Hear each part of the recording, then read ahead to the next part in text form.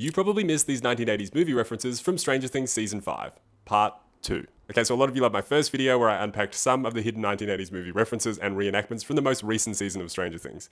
So I thought I'd follow it up with the second video where I unpack a few more. As always, there are a few spoilers here. Red Dawn. Now, if you saw Nancy rocking some sweet curls and a lot of firepower this season, it's because she was effectively becoming Leah Thompson in Red Dawn. The 1984 action flick follows a group of teenagers who are forced to engage in guerrilla warfare to defeat the invading forces. Sound familiar? The Goonies pipe scene. As Mike and Lucas attempt to save the kids from the military base, they devise a plan to go up through the pipes. But it doesn't exactly go so well. The way they end up flailing across the bathroom looks a lot like this scene from, you guessed it, The Goonies.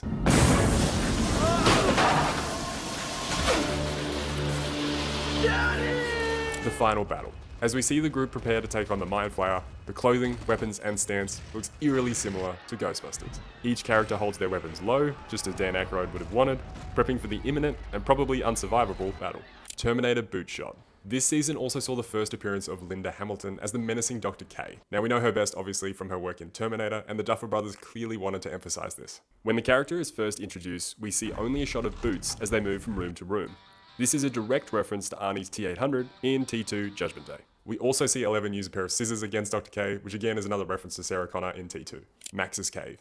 Now, throwing things back a little bit further than the 80s, Max's Cave hideout in the altered universe looks a lot like High Bluff, which is the cliff face that the Marshall family calls home in the 1970s adventure series Land of the Lost.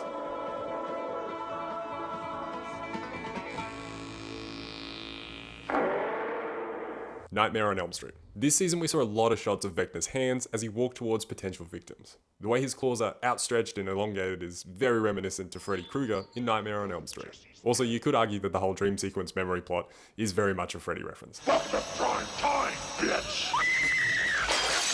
Murray's fake name. A fun little one to finish off comes from Murray. When we see him smuggle goods into Hawkins, he tells the military that his name is Austin Millbarge, ID 45289er. That's the exact name that Dan Aykroyd's character uses in the 1985 John Landis comedy Spies Like Us. Of course, there are a bunch more references and reenactments throughout this season and previous seasons of Stranger Things, almost too many to count. So if you want more videos and analysis like this, make sure you subscribe and follow along.